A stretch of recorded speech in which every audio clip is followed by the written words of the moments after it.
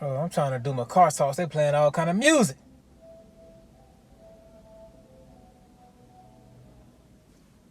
Thank you.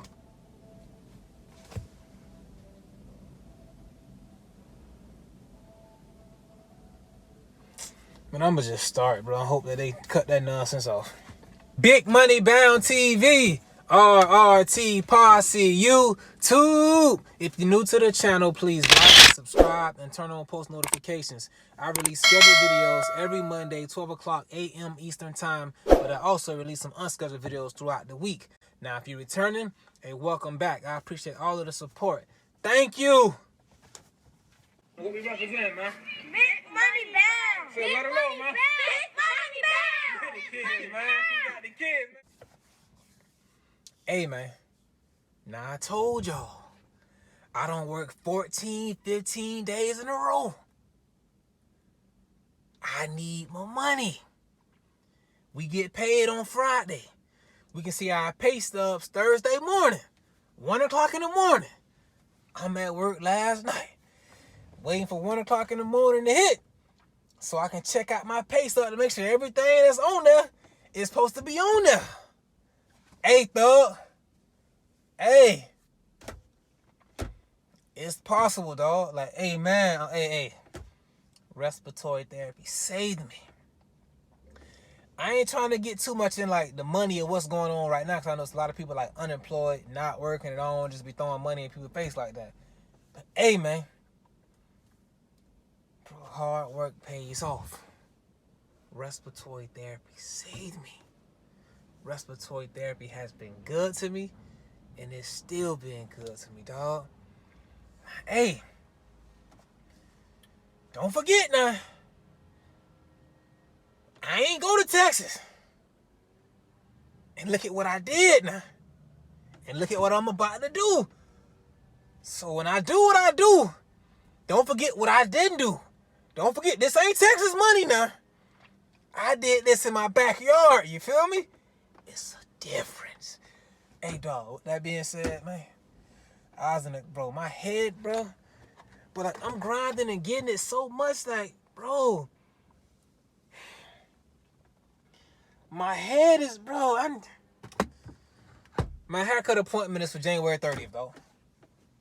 I'm focused on that grind, man. But last night I had COVID ICU. So I get to the unit. First thing I like to do is check and look at all my vents and BiPAPs that I have. You feel me? Just get an eye on everything, what's going on. Check, make sure everything where it's supposed to be, and what's going on is what's going on. But as I'm checking out my equipment and everything, I'm also looking at the staff. See, who am I gonna be working with? Man, I see a nurse I'm finna be working with, dog.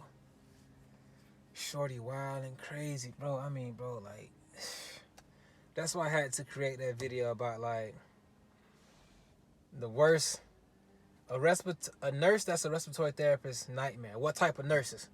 And I included all kind of nurses and types, bro. Trust me. This one of them ones. You feel me? This one of them ones. Shorty just go in there and look for something to be wrong with the vent.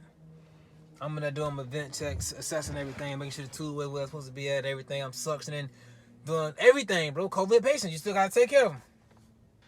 Lady come in there, the nurse come in there. Yeah, do you what's going on? Hey, before I let her find a problem, I hit her with the solution of what's going on. Everything good. Hey, man. Patient tidal volume is good. Minute ventilation is good. Respiratory rate is good. No respiratory distress. Saturation is good. Heart rate is good. Breath sounds is good. Sucks in them. Got a lot of mucus out of that. Everything gonna be good. Oh, thank you so much, Randy. I appreciate it. Thank you. You're such a great therapist. Have a good day. You gotta get them before they get you. Cause dog would have found us some. Hey, what's this little ripple right here that's hanging from the HME? What is that? What is that? What is that? Dog, I don't know what you're talking about. I don't see what you're pointing at. Certain nurses, bro, they gonna find something. It's better to hit them with a solution and let them know everything all right before they come bombard you.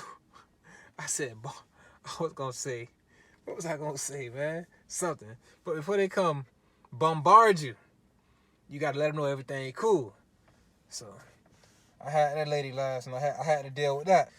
Then Speaking of like still having to take care of like the COVID patients, I had a COVID patient that was that needed CPT. They had CPT ordered. So I mean you gotta be in there doing your CPT. But in this situation, they was using the MetaNeb. The MetaNeb is a machine which provides a form of like CPT. It's like a PEEP valve. It's like a flutter valve or an acapella. It does that. It creates that resistance in the lungs, making that vibration go down to the lungs and break up all that that's in there, prevent atelectasis and all that. So we got it set up and hooked up where that's connected to the BiPAP mask. You put it over the patient's head and it's delivering the so the vibration is taking place throughout the patient's lungs. Only thing is called MetaNeb. So it's supposed to be ran with a nebulizer. But in this situation, COVID patients, we can't get no nebulizer, you feel me? So the patient still got their CPT. I'm like, man, how am I gonna do CPT? But a therapist with more experience than me, a senior therapist who I look up to for something, they was like, yeah, I already set up the MetaNeb, you don't gotta worry about it, just put it on the face, everything good. Hey, dog, I like your style, I like how you operate. Speaking of operations, man, speaking of like operations, like I said, it's gonna be one nurse who gonna come find something, they gonna come get you. The nurse came and got me. Hey, Randy, can you show me how to, I got this patient over here in bed 18. It's a whole bunch of like phlegm in the patient's lungs. You hear they're very wet, they very coarse. What do you like? How do you solve that problem? They're not on the vent. The patient needs suction. They can't clear their airway. They got a weak cough. What you got to do is, you got to suction the patient. You got to go nasotracheal suction. Somebody, okay, I just gotta provide the patient with some nasotracheal suction. Oh yeah, can I see you do that? Can I see you do that? Hey, yeah, that's no problem, bro. Just go get me a catheter set up. Bring a catheter. What do you call it? Nasotracheal. Bring a nasotracheal suction, and bring like KY jelly for lubricant. So once you stick something down somebody's nose, you want it to be like lubricated. You don't want it to be all like rough and rugged, just tearing somebody up. You want to have everything nice and lubricated. Hey, man, I'm talking about respiratory therapy. So she get me the equipment. It's her and a student that she training. So they watch me as I'm doing what I'm doing. The patient is like wet. You got to bring the patient up. Patient laying down. You got to bring the patient up and put him in a sniffing position. So I bring the patient up. I put the patient in a sniffing position. I insert the catheter down. You going down the nose, down into the lungs now. So I'm going in there. You meet a little resistance. You got to back out and twist and twirl it. So it's going in there. It's going in. It's going in. It's down into the lungs. I suction. Nothing but straight mucus is coming out. I mean, it's mucus flying out of here, man. You just see. Hey. That's respiratory therapist bread and butter. You may be saying like, ew, that's disgusting. Hey. That's how we eat, dog. I'm saying ching. See, now I'm just saying, like, I look at the patient as money. And that ain't the case. So I'm joking, but I don't want to joke so much that somebody may believe that. Be on the comments, hey, I ain't got time for that. So I'm suctioning the patient. We getting a lot of mucus out, a lot of mucus. And as you suctioning, you want to keep an eye on your saturation to make sure the sat's not dropping too low. Patient drops from 74 to 90. I stop. Put the patient on nasal cannula. The sats go back up to 95. Now I gotta finish suctioning, but I'm not gonna go back into that same airway because I just don't want to keep causing damage to the same airway. So I put more KY jelly, more lubrication jelly on the nasotracheal suction. Go down the opposite nostril, begin to suction the patient. Not much mucus is coming out, so I got majority of everything on the first go round with the suction. So I complete the suction, everything done now. I walk by Shorty 10 minutes later. She like, yeah, this other guy, he didn't get to see the nasotracheal suction, and we gotta go ahead and do it on this patient here. Can you show us? I'm like, hey, man, hey. I told you. Now it's time for the student to become the teacher. Nurses and therapists can do nasotracheal suction. She wanted me to show her. And from what I was seeing, she knew how to do it, though. So, hey, the student gotta not be the teacher. So they doing it. I'm like, I'm gonna let y'all do it and I'm gonna watch y'all. So I go and I take a look at them. All right, hey, from what I'm saying, y'all doing good. If you need me, call me. So that was good. Speaking about being called, they had called the not rapid response. They had called the Cold Blue on the COVID floor. Like, not the unit area, but like, it's like we got like a whole, man, this hospital got like a whole 150 bed normal rooms who not on vents, all COVID patients. It's the COVID floor. So they call it Cold Blue in the COVID floor. I'm not covering that area, but since I'm in COVID, I'm gonna help the other therapists that's also in COVID with the intubation. So I get there. Patients need to be intubated. They doing CPR. My homie bagging. They doing CPR. So I set up the ET tube. And the doctor is choosing to use a glide scope. When you're using a glide scope for intubation, you got to use like a rigid stylet. You can't use the normal stylet that you'll use with just a normal ET intubation blade, you feel me? You got to use a rigid stylet. So I put the rigid stylet all the way into the ET tube. I hand it to the doc. The doc visualizing what's going on down there in the airway. He got his glide scope in his hand. Okay, he see what's going on. He trying to insert the tube.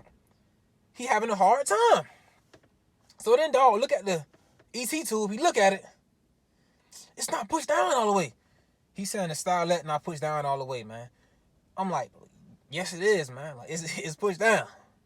Dog look at the ET tube. He do like this here. Like I'm trying to move my wheel.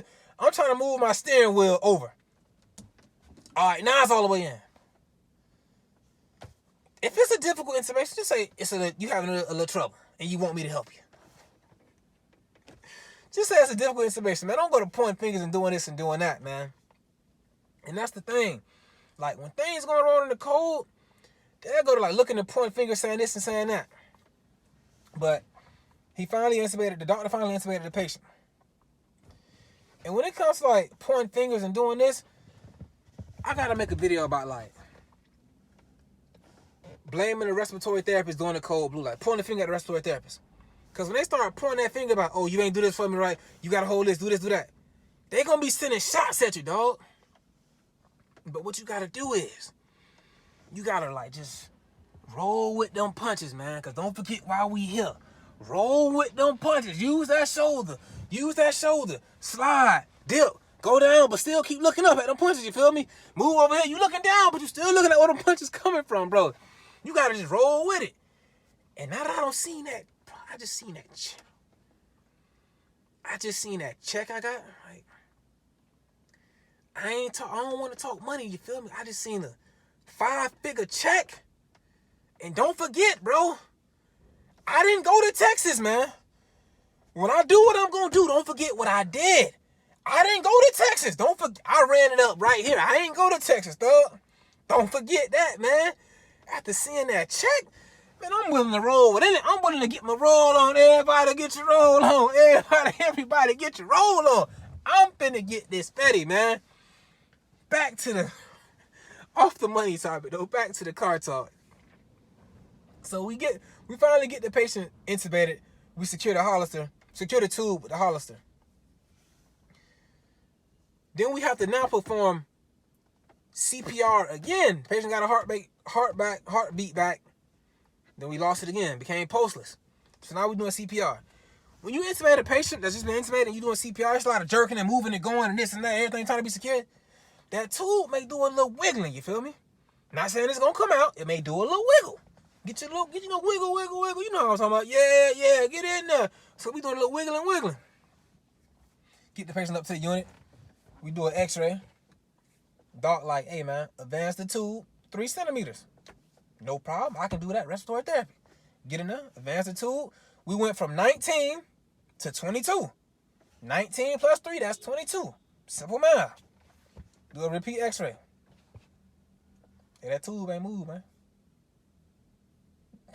Dog telling me, did you advance the tube? Hey, dog, I went from 19 to 22. 3 centimeters. All right, go to 24. Now, dog, watch me. No problem, dog. Deflate the cuff. Advance 1 centimeter. Inflate the cuff. Reposition everything. Make sure it's secure. Do a repeat x-ray. X-ray showing. Dog, that tube ain't moved. Dog, like, what the hell? Now, he got to go in there. The doctor now has to go in there and, like, down the patient airway and visually look at like what's going on. So just in case he got to re-intubate, I got another 7.5. But we getting all the tidal volumes back. Breath sounds are being heard. So the dog just trying to see like what's really going on. So as he looks, I'm looking with him. I ain't over his back, but I'm at a point where I can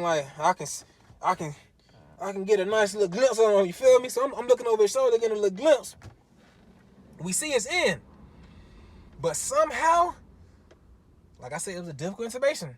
The tube was kind of like shimmied to the left, so you was going down, but it was kind of kinking a little bit. So he had to like move it down.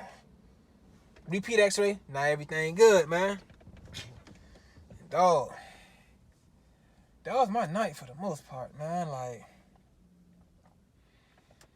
I gotta go get this fatty, dog. Like, and I'm getting it. Like, I'm getting it to get bricks. See, not cocaine bricks, not drugs. I'm not no bricks, like building bricks, like building blocks to keep building what I'm trying to build. I'm building like I need more equipment, I need more this, I need that. I'm using that money to build. Like, I ain't using that money to go give it back to him. You feel me? Oh, let me go buy this. Let me go buy that. Materials. No, I need building blocks. I need some cereals, not materials. I need some concrete. You feel me? And that's just where I'm at with it. Like, I don't get on topic. Like, I've been grinding and getting fatty for like a minute now. You feel me? But it's what I've been doing with it. You feel me? As I get more mature and more older, I realize, bro, like, hey, man, I gotta, like, when I say, like, dog, I'm thinking bigger, bro.